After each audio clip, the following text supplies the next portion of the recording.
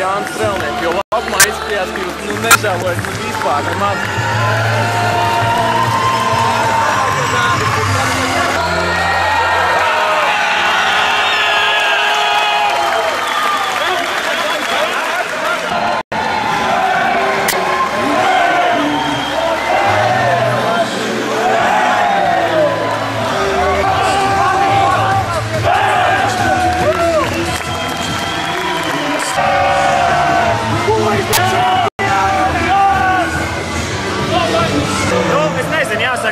Visiem paldies, kas ar maniem kopā, kas man atbalstīja treneriem, komandai pirmām kārtām, manai ģimenei, kas man atbalstīja grūtos brīžos. Es nezinu, pilnīgi visiem. Bez tādas komandas, bez tāda trenera mēs nekur nebūtu, Man prieks, kad ir viss izdevies, un man prieks, kad ir ļoti patīkams nobeigums. Spēle izskatījās kā uz nerviem, punktā. Kas beigās tomēr bija tas izšķirošais? Es nezinu, mēs nospēlējam kā komanda. Es domāju, Džeki nāca traumēt ārā un palīdzēja katrs ar kaut ko. Es domāju, tas arī izšķīra, un mēs bijām kā viens vesels. Un nepadevāmies, spēlējām ar prātu, lai gan bija stūps, trūs dažreiz, bet koncentrējāmies līdz pašām spēles beigām. Tas arī nesauku, bet Pojams šodien bija vienkārši fantastisks, bez viņa mēs nekur netika, bet mēs esam vienkārši laimīgi. MVP kauss ir caurs, tad tas nozīmē, ka nevarēs saliet neko iekšā. Nē, tāpat saliesim, tur ir kausi, kuros saliet, un tā nav problēma, bet es esmu ļoti priecīgs, ka man tas izdevies, un liels prieks. Paldies par to komandai un treneriem. I wanna ask you, who is the champion? Who is MVP?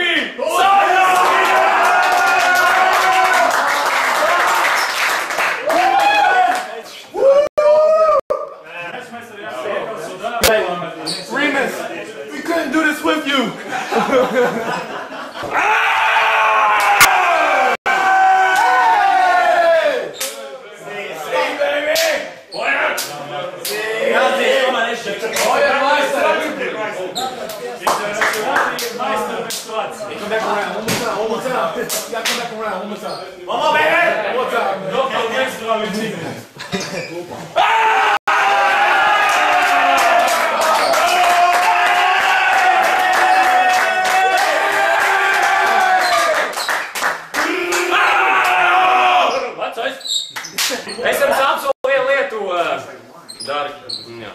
Es apsolu vienu, basketbols vairs neatgriezīsies ne Ventspilī, ne Rīgā lielē.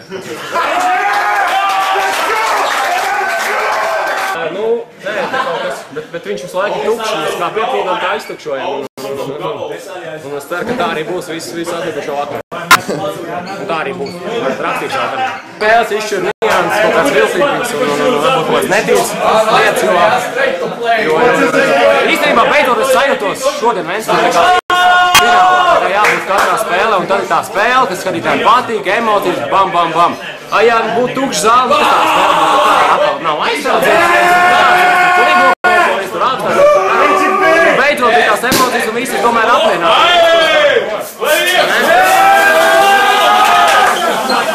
Kā tu pēdējo reizi spēlēji šādā?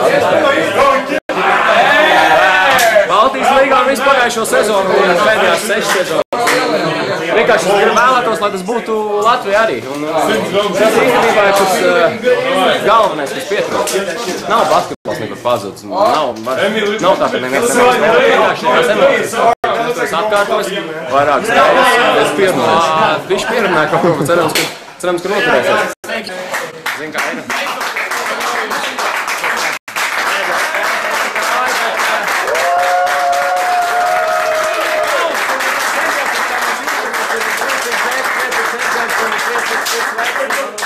Tas ir pirmais pistols vēsturē, un tā ir tā cena, un tas puls pēc spēles, kad ir 200 šobrīd, kad tas ir.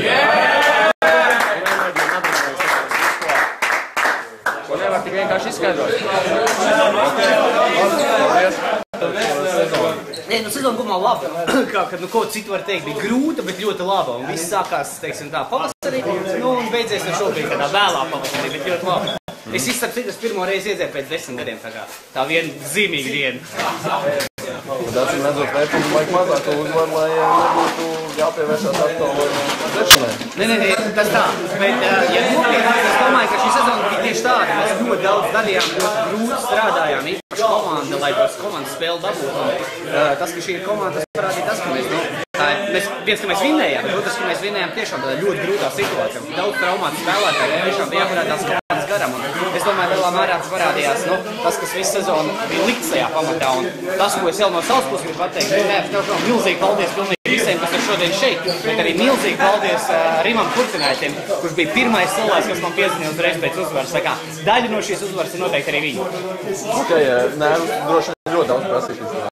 Jā, gan sezona, gan šī spēle, gan šī sērija viss prasīja nervus, bet tagad būs iespēja atkopties.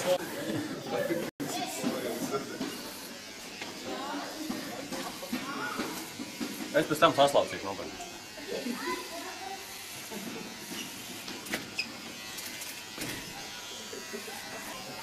Tā kā tālbraucējs Hugo. Normāli.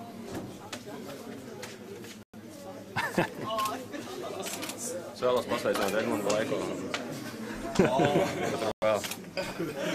Un Valdu Valteru arī kopā ar Edmundu Laiko.